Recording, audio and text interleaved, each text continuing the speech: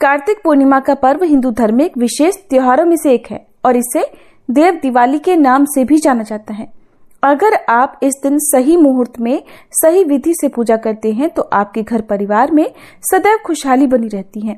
तो चलिए आपको बताते हैं इस बार कार्तिक पूर्णिमा कब है, दीपदान करने का शुभ मुहूर्त कब से कब तक रहेगा, चंद्रोदय कब होगा, व्रत खोलने का शुभ मुहूर्त क्या रहेगा, और यदि आप किसी कारण से देवउठान एकादशी के दिन तुलसी विवाह नहीं कर पाए हो तो कार्तिक पूर्णिमा के दिन किस शुभ मुहूर्त में तुलसी जी का विवाह करा सकते हैं।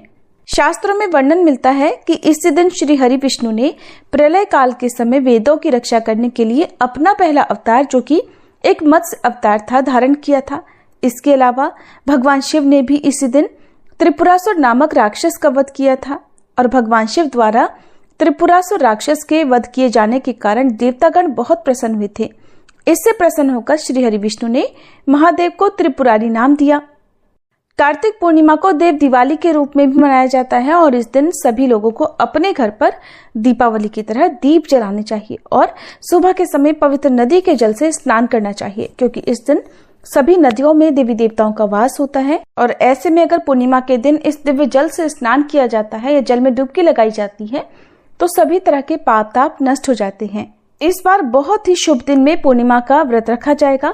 पूर्णिमा तिथि 15 नवंबर शुक्रवार को सुबह 6:20 से शुरू होगी और 16 नवंबर शनिवार को सुबह 2:58 पर समाप्त होगी। उदय तिथि के अनुसार केवल 15 नवंबर शुक्रवार को ही पूर्णिमा है और इसी दिन पूर्णिमा का व्रत और स्नान दान किया जाएगा और इसी दिन सत्यनारायण भगवान की कथा का पाठ भी किया जाएगा।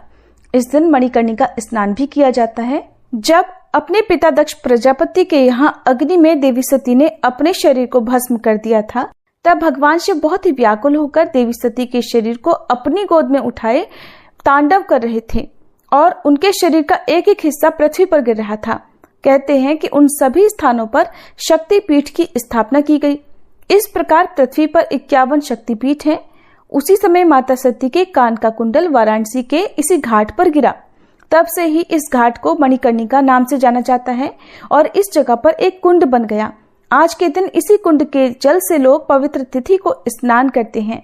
इस घाट पर सबसे पहले भगवान विष्णु ने स्नान किया था और ऐसी मान्यता है कि जो भी भक्त सच्चे मन से पूर्ण विश्वास रखकर मणिकर्णिका घाट पर स्नान करते हैं उन्हें मोक्ष की प्राप्ति हो जाती है। 15 नवंबर को सूर्योदय होगा सुबह 6:44 पर, सूर्यास्त शाम 5:38 पर, ब्रह्म मुहूर्त सुबह 5:08 से 5:56 तक रहेगा। अभिजीत मुहूर्त सुबह 11:49 से दोपहर 12:33 तक, अमृत काल शाम 5:38 से 7:04 तक रहेगा और राहु काल सुबह 10:30 से 12 बजे तक रहेगा। पूजा के शुभ मुहूर्त इस प्रकार हैं, जिसमें सुबह की पूजा का शुभ मुहूर्त सुबह 5:24 से 6:44 तक, शाम की पूजा का शुभ मुहूर्त रहेगा शाम 5:27 से 6:47 तक, विजय मुहूर्त दोपहर 1:53 से 2:36 तक और गोधूली बेला शाम 5:27 से 5:54 तक रहेगी। गोधूली बेला में आप गौशाला के द्वार पर या गौमाता के आसपास दीप जला सकते हैं। इस दिन चंद्रोदय का समय होगा शाम 5:08 पर। पूर्णिमा का व्रत चंद्रोदय के बाद ही खोला जाता है। ऐसे में जो भी भक्त इस दिन उपवास रखना चाहते हो उन्हें चंद्रोदय होने पर चंद्र देवता की भी विधि विधान से पूजा करने के बाद ही अपना व्रत खोलना चाहिए।